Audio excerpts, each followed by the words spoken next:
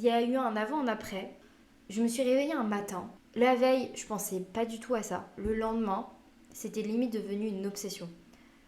Il fallait que je reprenne mes études. C'était ça la voie que je devais emprunter.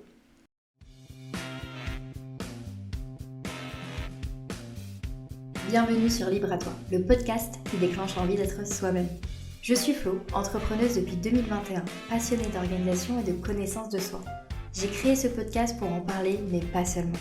Chaque semaine, seule ou accompagnée de mes invités, je t'accompagne à créer ta propre liberté et ne plus subir tes journées. Je souhaite que tu puisses avoir toutes les clés en main pour vivre dans le plaisir et la sérénité au quotidien. Je t'invite à t'abonner dès maintenant pour ne pas manquer les prochains épisodes. Hello, j'espère que tu vas bien. Bienvenue dans ce nouvel épisode de Libre à toi. Aujourd'hui, je vais te raconter pourquoi j'ai décidé de reprendre mes études.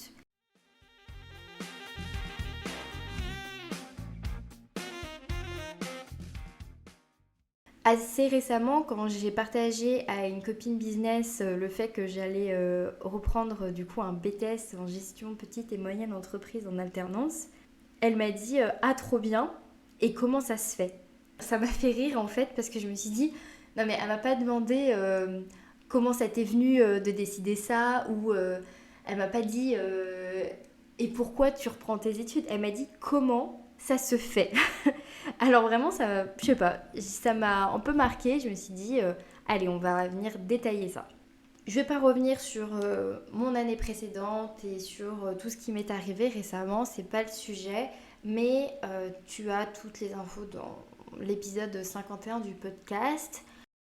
Après cette période assez compliquée, il a été un peu naturel pour moi de faire le point sur ce que je voulais, sur ma vie. C'était déjà prévu dans ma tête de me poser et de réfléchir à ce que j'allais faire pendant l'été pour faire une rentrée en septembre avec un objectif et un projet. À ce moment-là, je me tâtais toujours si j'allais continuer l'entrepreneuriat, si j'allais rechercher un boulot en salariat, si j'allais profiter pépère encore un petit peu de mon chômage, mais bon, mon chômage n'est pas très élevé, donc ça allait pas si pépère que ça. Non, mais voilà, je savais que il me fallait faire quelque chose. Je savais que j'avais besoin de structuration dans ma vie, d'un objectif concret et d'un cadre. Et j'avais aussi besoin de sécurité financière.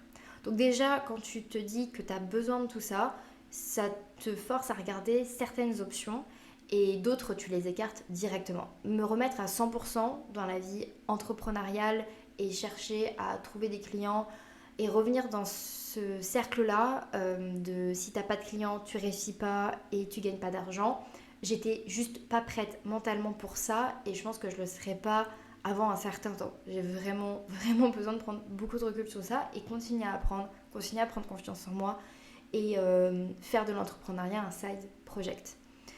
Donc ça, c'était sûr pour moi. Donc là, ce que je te raconte, c'est des réflexions que j'ai eues du coup juin-juillet. Enfin, juin surtout, parce que début juillet, j'avais pris ma décision.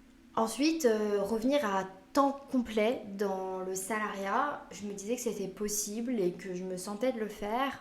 Cependant, dès que je réfléchissais à ce que je pouvais faire comme boulot, m'angoissait, me stressait et ou me déprimait totalement. Parce qu'en fait, soit j'allais me retrouver à un poste sans responsabilité, un peu alimentaire parce que j'ai pas de diplôme, et que j'ai pas eu assez d'expérience à long terme pour venir chercher des postes un petit peu plus intéressants, sans non plus être totalement en panique et avoir peur de ne pas être à la hauteur, parce que j'ai un gros problème de confiance en moi côté professionnel, vraiment.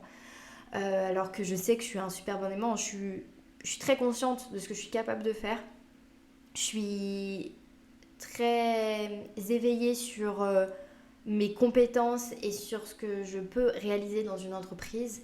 Mais quand il est question de défendre ça face à des employeurs et de négocier un poste ou de négocier un salaire ou des limites ou tout ça, j'y arrive pas. J'ai un gros blocage là-dessus Et généralement, en fait, je me fais plus manger qu'autre chose. Donc, je suis consciente de ça et j'ai besoin de le travailler. Et du coup, ben, je me voyais pas aller chercher un poste de nouveau de manager, parce que c'est ce que j'ai fait comme dernier travail. Mais ça on me l'a proposé. C'est pas moi qui ai dû aller le chercher. On me l'a proposé. Je l'ai accepté en essayant d'y mettre un peu mes conditions, mais en galérant totalement. Du coup, je me voyais pas du tout aller chercher un autre poste de manager, surtout que dès que j'ouvrais les annonces d'emploi sur Indeed, ben, l'une des premières lignes, c'était soit 2 ans d'expérience, soit niveau bac plus 2. Et en fait, à chaque fois que j'ai lisé cette ligne, ben, ça me faisait mal au cœur, ça me renvoyait à un sentiment de non-accomplissement, à un sentiment de j'ai pas terminé, je suis pas allée au bout de quelque chose. Et aussi, ça me renvoyait à l'impression que j'avais foiré à un moment donné. Et vraiment, ça me mettait pas bien.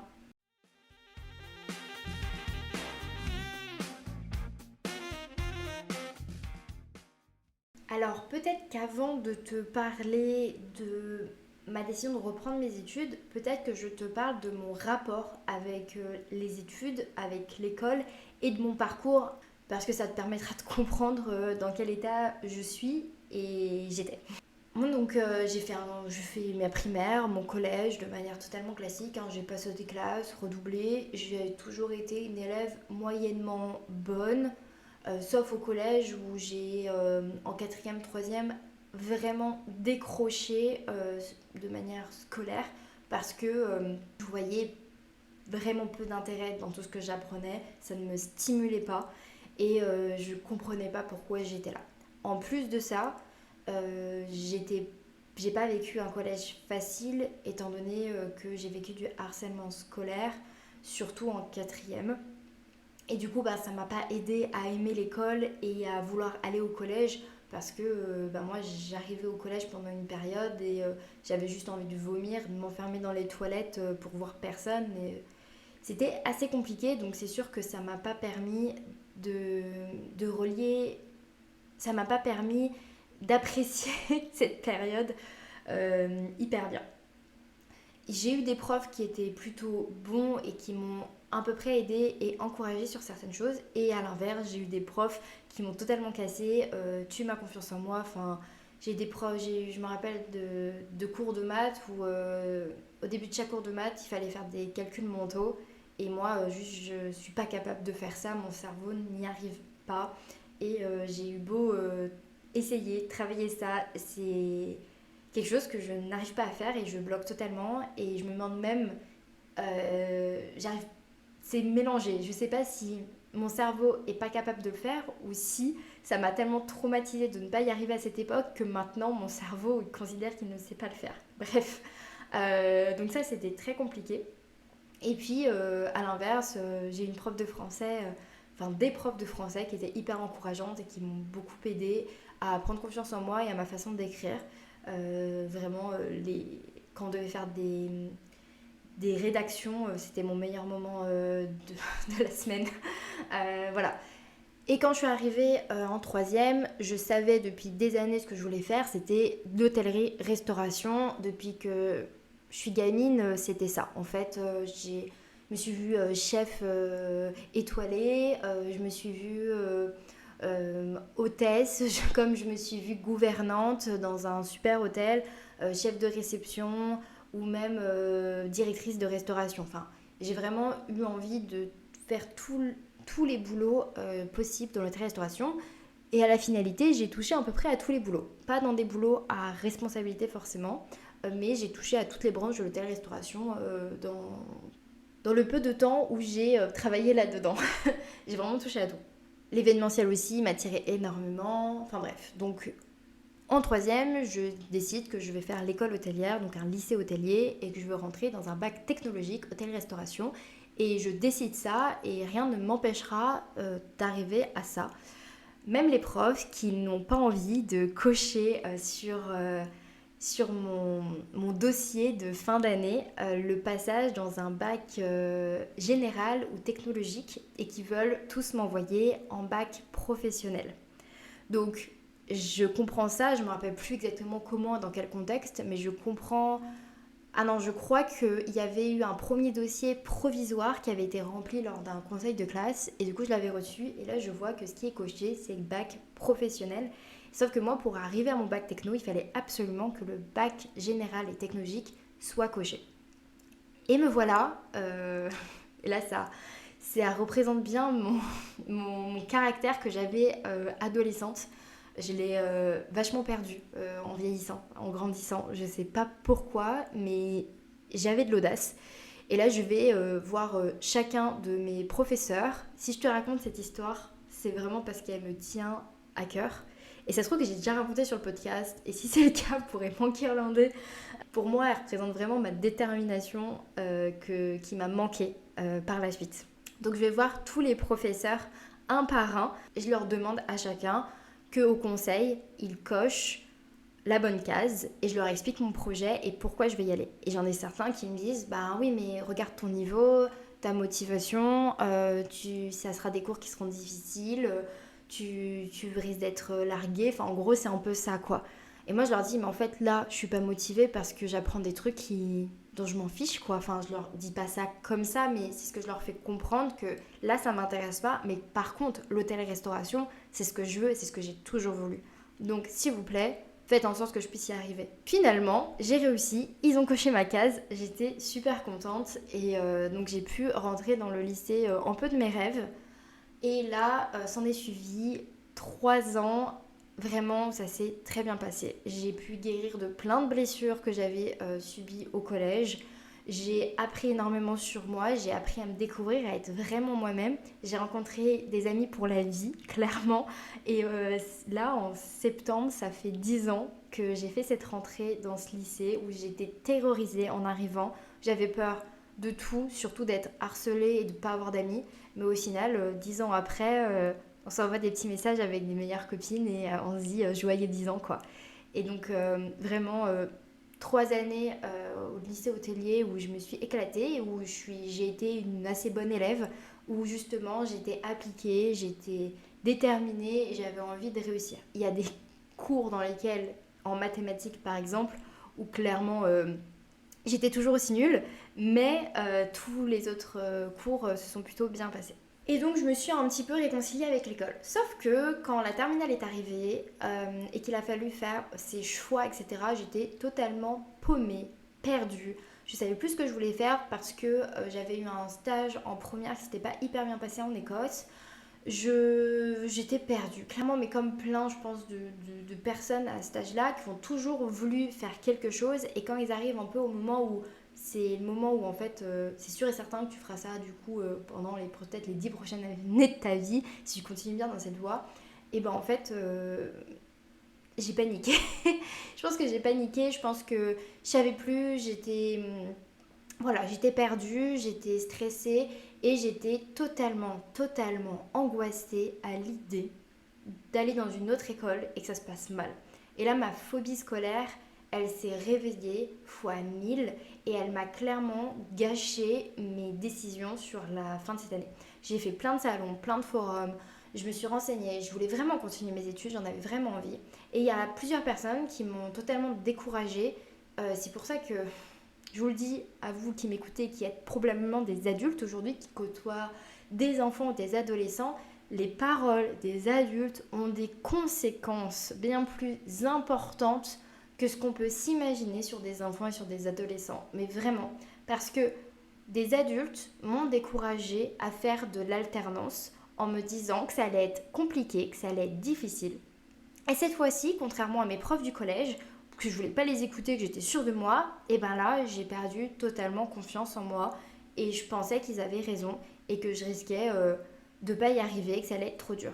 Donc en fait, le problème, c'est que si je faisais pas d'alternance, ça voulait dire que je restais encore 2 ans ou 3 ans dans une école assise sur une chaise. J'avais envie de gagner de l'argent, j'avais envie de gagner mon indépendance, je voulais pas rester chez mes parents, je voulais être assez libre, assez autonome et commencer à construire ma vie. Enfin, j'avais déjà les mêmes rêves que j'ai aujourd'hui, hein. Ouvrir mon hôtel à moi ou mon salon de thé, acheter ma maison, j'avais déjà ces rêves-là.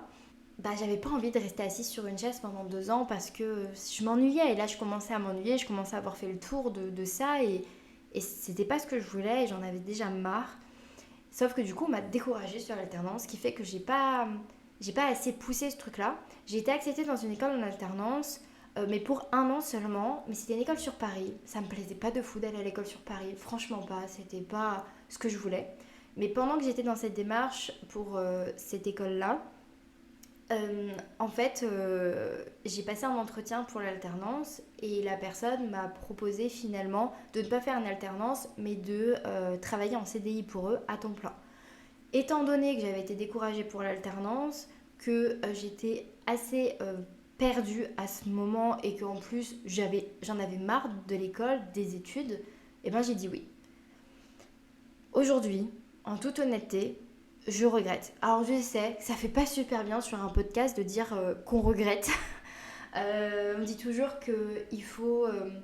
on apprend de ses décisions et qu'il n'y a pas de regrets, faut vivre les choses et tout. Mais bref, non, vraiment, honnêtement, à 18 ans, à ce moment-là, aujourd'hui, avec le recul que j'ai et ce que j'ai fait ensuite, en vrai, je regrette. Je regrette de ne pas avoir fait mon BTS Management Hôtellerie-Restauration en alternance, de ne pas être restée sur la voie qui était déjà tracée pour moi. Je l'aurais eu sans problème en alternance et ça, j'en suis sûre.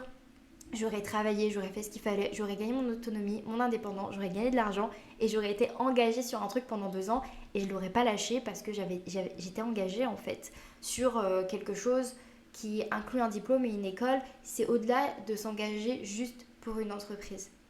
Et du coup, j'ai gardé, on va dire, ce regret-là, ce truc d'inachevé encore jusqu'à aujourd'hui.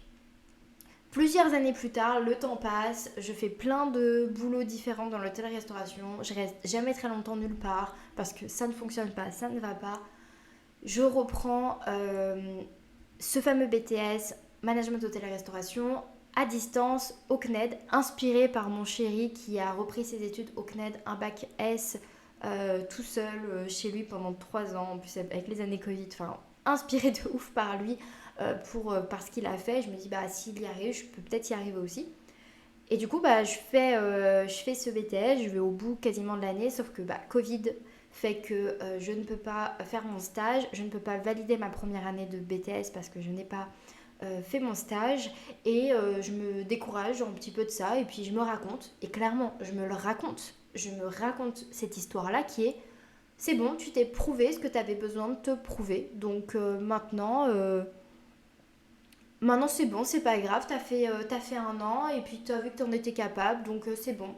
T'as guéri ce truc-là en toi, en fait tu pouvais le faire, alors maintenant passe à autre chose. Clairement, qu'est-ce que j'ai fait à ce moment-là? J'ai fui et je me suis empêchée encore une fois de réaliser quelque chose qui allait m'aider sur le long terme. Et je me suis raconté que c'était pas grave. Je me suis raconté que j'avais pas envie de faire 2 ou 3 mois de stage sans être rémunérée et que ça allait me mettre en difficulté. Derrière, j'en ai vécu des mois où j'avais pas de rentrée d'argent et pourtant j'ai survécu. Je me suis débrouillée autrement, j'ai trouvé des solutions. Si j'avais appelé ma mère et que je lui avais dit est-ce que pendant ces 3 mois tu peux m'aider à payer mes charges et je te rembourserai, on aurait trouvé une solution. Mais je me suis raconté ça. Et vraiment, quand je vous raconte tout ça, c'est pas pour me blâmer et pour vous dire j'ai fait de la merde. C'est juste que je me rends compte avec le recul que c'est trop bête et que c'est trop dommage. Et que franchement, je pense qu'à ce moment-là, j'aurais bien aimé que quelqu'un me prenne par les épaules et me dise: Flo, t'es en train de déconner, ne laisse pas tomber ce truc-là, il te reste 1 an, trouve le moyen de faire un stage dès que les trucs vont réouvrir, vois avec le CNED comment tu peux faire si tu peux pas faire ton stage là maintenant, mais va au bout, décroche ce BTS, même si tu dois le passer en 3 ans, c'est pas grave, tu y arriveras en fait. Non, j'ai laissé ça tomber, j'ai fait autre chose, j'ai travaillé ailleurs, et puis je me suis lancée dans l'entrepreneuriat en me disant que c'était pas grave et que ça ne manquerait jamais et que je pouvais faire sans ce diplôme. Concrètement, je peux faire sans diplôme, j'aurais pu, et j'ai plein de possibilités pour faire sans. On revient à maintenant, après toute l'année que j'ai vécue, ce qui s'est passé, etc. Et clairement, ça m'a poussée à faire une grosse rétrospective sur moi, sur ce que je voulais dans ma vie, sur ce qui me manquait, sur ce qui allait, ce qui allait pas, sur ce que je voulais, sur ce dont j'avais besoin.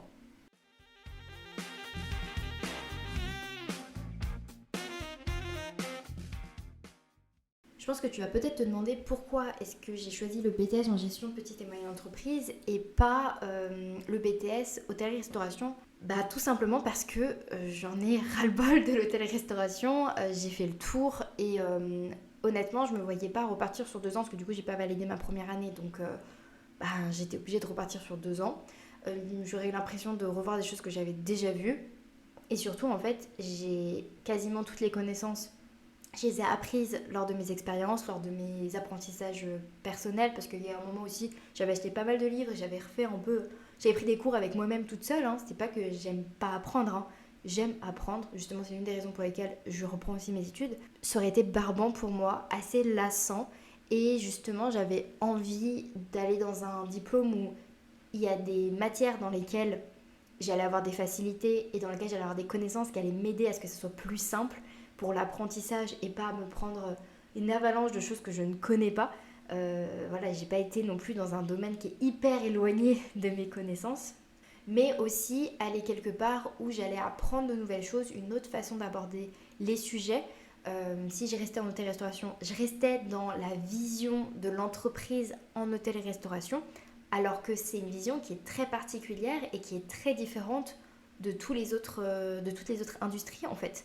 Donc là, je voulais quelque chose de plus large et je voulais vraiment sortir de ce domaine-là et pouvoir ensuite travailler ailleurs dans un autre domaine autrement et pas rester coincée dans ce domaine qui clairement ne m'a pas apporté que de la joie malheureusement. Euh, un domaine qui est assez difficile, assez compliqué avec peu de valorisation et souvent des employeurs, des managers, des chefs, etc. qui sont pas forcément hyper qualifiés ou qui sont pas hyper agréables, etc. Enfin bref, les personnes qui ont déjà bossé dans ce domaine me comprendront. Mais voilà, je voulais une porte de sortie pour ça parce que sinon, j'allais encore justement me retrouver dans un boulot comme celui-ci. Et à savoir que moi, à chaque fois que j'ai essayé de postuler dans d'autres domaines, dans d'autres travails et ne pas revenir en hôtellerie-restauration, chaque fois que j'ai cherché un boulot alimentaire ou autre, j'ai jamais été prise ailleurs. J'ai fait de l'événementiel, mais c'est tout en fait. J'ai jamais, mon CV n'a jamais été retenu ailleurs. J'ai toujours réussi à trouver du boulot que dans ce domaine parce que je suis qualifiée dans ce domaine, je pense tout simplement, et que les autres domaines, genre des personnes qui sont plus qualifiées dans d'autres domaines ou des personnes qui sont totalement novices. Et c'est pour ça que j'ai choisi plutôt ce BTS-là et que j'ai pas continué en hôtellerie-restauration. Et je suis très très contente de mon choix parce que ça m'a ouvert la possibilité de rentrer dans une entreprise dans laquelle je serais jamais rentrée autrement et qui a un domaine qui me plaît beaucoup et ça va être hyper stimulant, je vais apprendre beaucoup de choses et le fait d'apprendre ça va me stimuler, le fait de ne pas connaître ça va me stimuler et ça va rendre ces 2 années bien plus intéressantes et beaucoup moins lassantes je pense que si j'étais restée dans le domaine que je connais depuis 10 ans.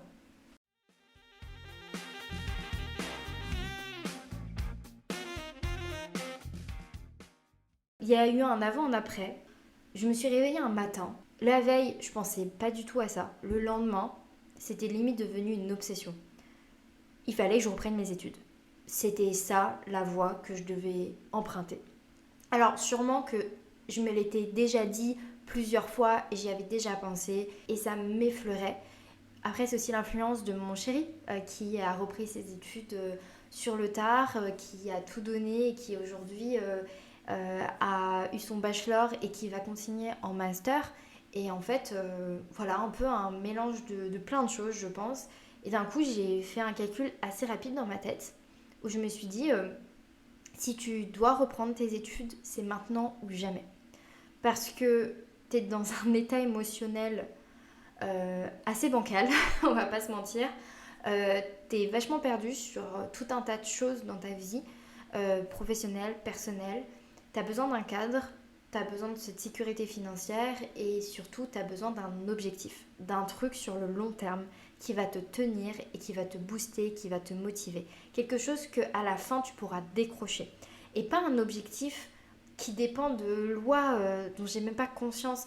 Pas un objectif de vendre 10 places à la colo de l'orga. Non, pas un objectif comme celui-ci parce que celui-là, il dépend pas que de moi.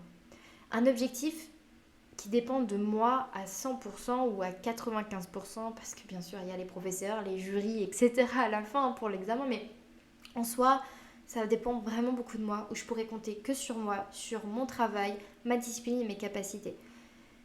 Et franchement, c'est ce dont j'ai vraiment le plus besoin à ce moment-là, de pouvoir me dire, tu te donnes un objectif qui est concret, atteignable et qui va te guider en fait. Tu n'auras pas trop à réfléchir à qu'est-ce que je vais faire, qu'est-ce que je fais pas, est-ce que je prends cette décision-là ou pas cette décision-là. Non, pendant un certain temps, tu es fixé là-dessus. Du coup, je commence à regarder sur Internet ce que je pourrais faire, je regarde ce qui est possible. Et là, je me retrouve à tous les trucs qui m'intéressent et que je trouverais trop cool à faire. Il faut déjà un bac plus 2 pour les atteindre.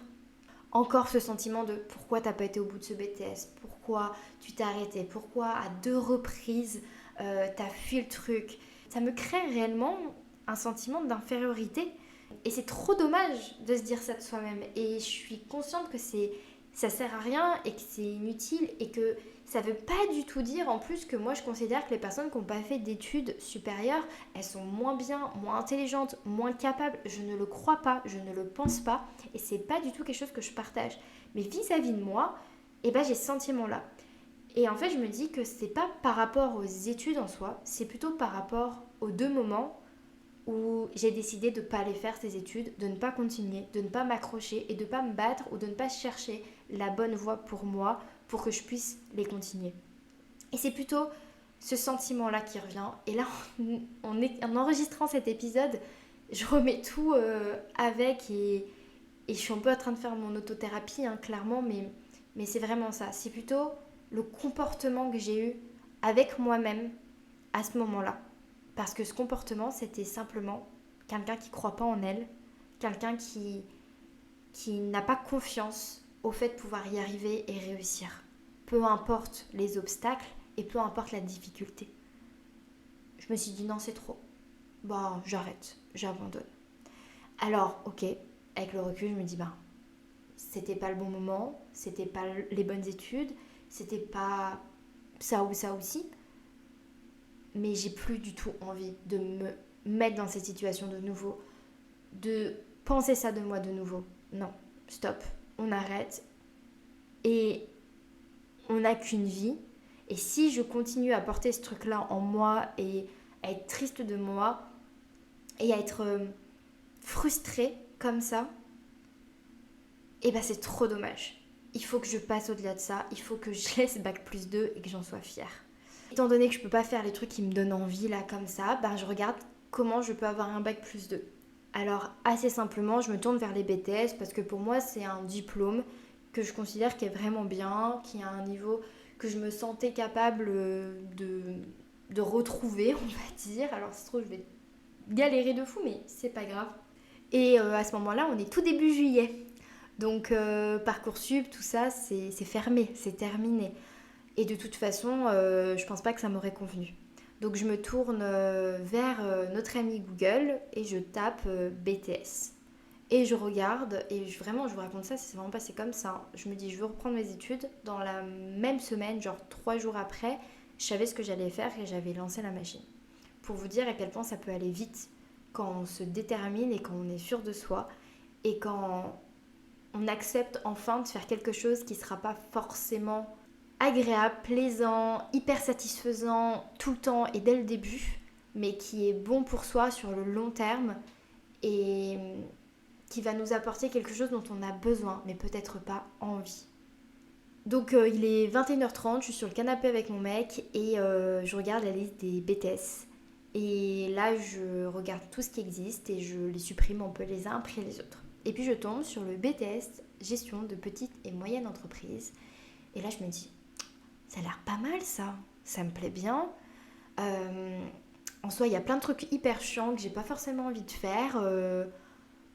Ouais, la compta, tout ça, c'est pas exaltant. Le côté administratif non plus, mais je serais super contente d'apprendre ça, de le connaître, de le savoir, de le maîtriser. Ça me ferait gagner confiance en moi sur des postes à responsabilité et ça m'ouvrirait des portes sur des postes assez intéressants et qui correspondraient au style de vie que j'ai envie d'avoir. Et puis surtout, là je réalise que je peux mettre ça dans un de mes rêves. Je te le disais tout à l'heure, moi j'ai toujours rêvé d'ouvrir mon hôtel, mon salon de thé, des chambres d'hôtes. Et j'ai toujours rêvé d'avoir un lieu à moi où je recevrais du monde et où je partagerais avec eux ma passion du monde du service, de l'accueil et, euh, et où chaque client serait chouchouté et où je pourrais créer vraiment mon univers. Et pour ça, ben, pour arriver à ce stade, il faut des compétences, de la détermination, mais aussi un prêt bancaire. Et je me dis, bah, avec un BTS en gestion de petites et moyennes entreprises, eh ben, j'ai beaucoup plus de chances dans mes valises que le banquier me prenne au sérieux et se dise que je pourrais lui rapporter de l'argent et lui rembourser ce qu'il va me prêter. Donc je me dis, oui, ok, c'est un bon plan pour le plus tard, pour l'avenir. Ça me débouche sur des boulots qui sont stables, qui sont sécurisants et qui sont payés correctement. Et puis là, je vois une petite ligne où il y a écrit peut déboucher sur conseiller pour entreprise et pour entrepreneur. Et là, dans ma tête, ça s'illumine. J'ai les yeux qui brillent et je me dis, c'est ce que je voulais faire au tout début que je me suis lancée dans l'entrepreneuriat. C'était un peu le truc que je n'osais pas avouer. Je me sentais pas capable encore de le faire. Et je me dis, ouais, ok, avec ce BTS en poche et de l'expérience grâce à une alternance, je me sentirais sûrement beaucoup plus capable et beaucoup plus légitime à me lancer là-dedans. Ok, let's go. Ce BTS, c'est celui que je vais faire. Et là, je suis pas excitée, je suis pas hyper heureuse et je suis pas hyper enthousiaste. J'arrête pas de me répéter que dans quoi tu t'embarques et tous les 2 jours, je me dis je vais changer d'avis et je vais fuir dans l'autre direction. Mais là, clairement, c'est le bon truc, je pense. Et je pense que c'est le bon truc parce que justement, je suis pas dans l'hyper-excitation, je suis pas dans la joie extrême et je suis pas dans l'euphorie ou l'enthousiasme sans limite. Je suis dans le concret, dans le terre-à-terre. Et là, je fais quelque chose qui est réel. Je fais quelque chose pour moi, pour ma vie d'adulte, clairement. Je suis pas dans le fantasme ou dans le rêve, je suis dans ok, maintenant tu vas faire un truc qui va te servir pour toute ta vie parce que tu vas te mettre dans une situation qui va t'aider réellement et à l'inverse de te mettre dans une situation où tu te mets en galère pour soi-disant réaliser des rêves qui bloquent.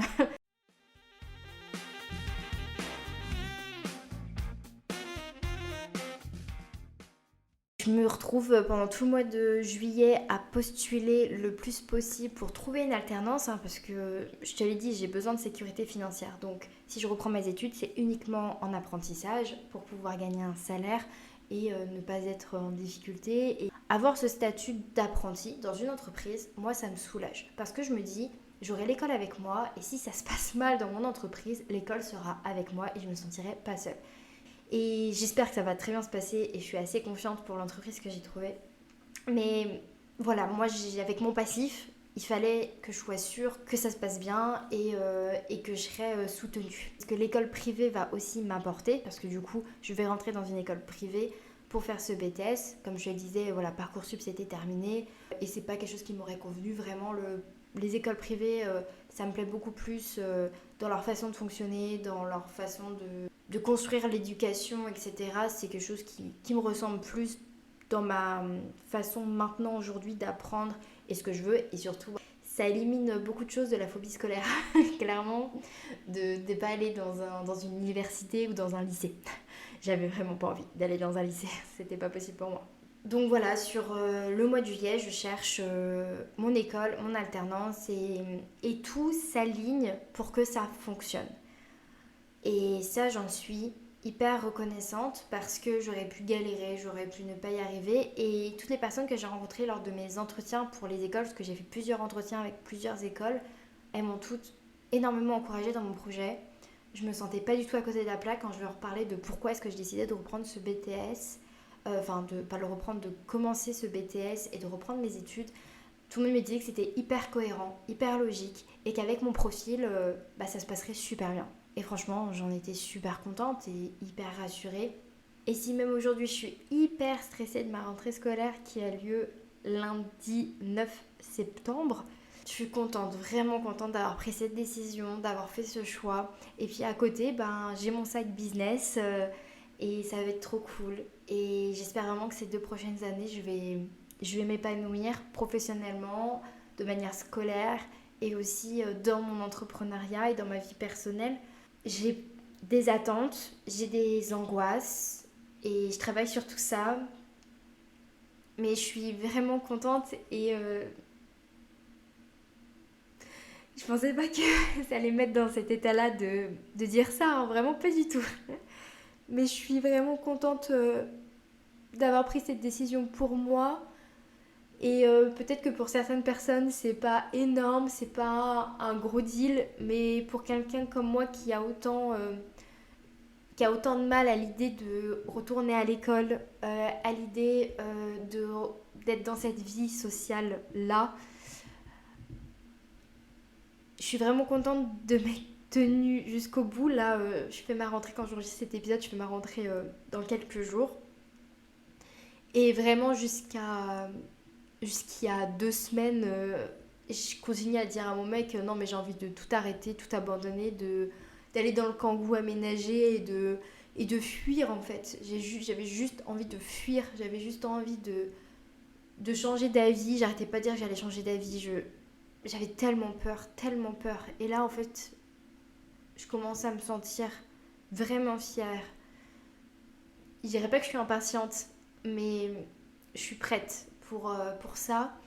Et c'est un peu symbolique, mais ça fait du coup 10 ans, vraiment pile poil, que j'ai commencé mon lycée, où ça a été une vraie libération pour moi et des années incroyables.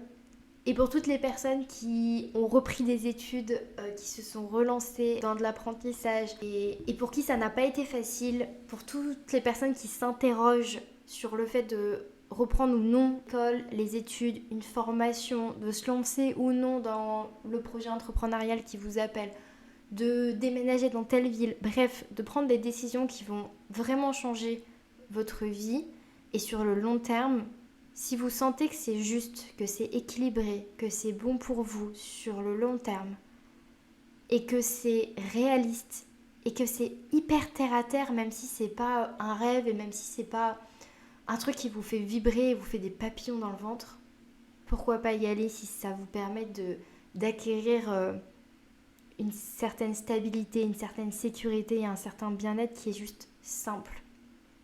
Voilà sur quoi je terminerai cet épisode sur ma décision de reprendre les études. C'était pas simple et je pensais pas que je vous raconterais autant de trucs, mais c'est incroyable cette rétrospective que je viens de faire. Ça m'a fait énormément de bien finalement de partager ça avec vous et je pense que il fallait que je le fasse. Merci pour ton écoute. Je te dis à très vite. Je te remercie d'avoir écouté l'épisode jusqu'au bout. Pour soutenir le podcast, tu peux le partager à une personne à qui ça plairait, me laisser une note sur ta plateforme préférée d'écoute ou même m'envoyer un message directement sur Instagram pour me dire ce que tu en as pensé. Et n'oublie pas, libre à toi d'oser être toi-même pour créer ta liberté.